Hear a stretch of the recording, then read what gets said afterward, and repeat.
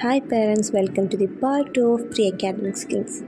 ഇന്ന് നമ്മൾ നോക്കാൻ പോകുന്നത് പ്രീ റൈറ്റിംഗ് സ്കില്ലാണ്.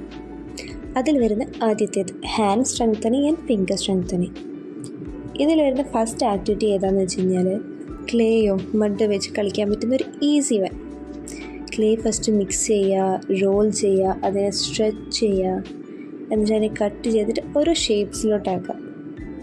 പിന്നെ അടുത്ത ആക്ടിവിറ്റി എന്താ വെച്ച് കഴിഞ്ഞാൽ അവർ 3 ഫിംഗേഴ്സ്, ഏതൊക്കെ ഫിംഗേഴ്സാണോ നമ്മൾ റൈറ്റിങ്ങിന് യൂസ് ചെയ്യുന്നത്, ലൈക്ക് തമ്പ്, ഇൻഡെക്സ്, മിഡിൽ, ഈ ഫിംഗേഴ്സ് യൂസ് ചെയ്തിട്ട് ക്ലേനെ പിൻ ചെയ്ത് ഓരോ ഷേപ്സ് ഉണ്ടാക്കാം.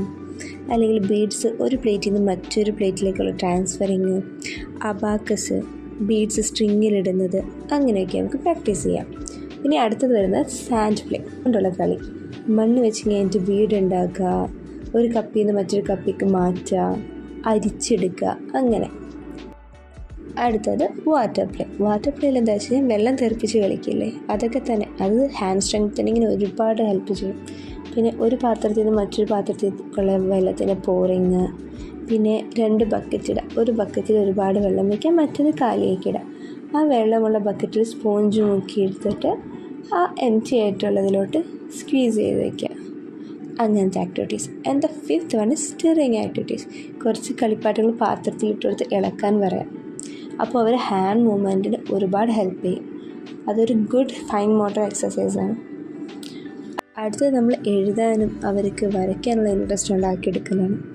വെജിറ്റബിൾസൊക്കെ വെച്ചിട്ട് വെജിറ്റബിൾ പ്രിൻറ്റിങ് ചെയ്യാം, ഹാൻഡ് പ്രിൻറ്റിങ്, കളറിങ്. നമ്മൾ ഒരു ഔട്ട്ലൈൻ വരച്ചിട്ട് അതിൻ്റെ ഉള്ളിൽ കളർ ചെയ്യാൻ പറയാം.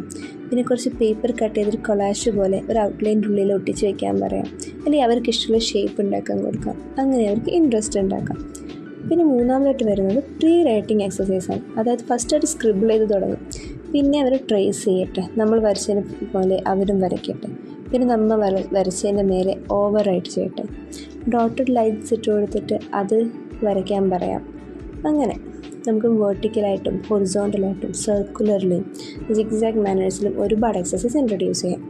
അങ്ങനെ അവർ പ്രീ റൈറ്റിങ്ങിന് നമ്മൾ ഒരു ഇമ്പോർട്ടൻസ് കൊടുത്തു കഴിഞ്ഞാൽ എന്തായാലും അവർ റൈറ്റിങ്ങിൽ അതിൻ്റെ ഒരു ഇമ്പാക്റ്റ് ഉണ്ടാകും. സോ കൂടുതൽ വിവരങ്ങൾ അറിയണം, കൂടുതൽ ഹെൽപ്പ് വേണം, DM ചെയ്തോളൂ.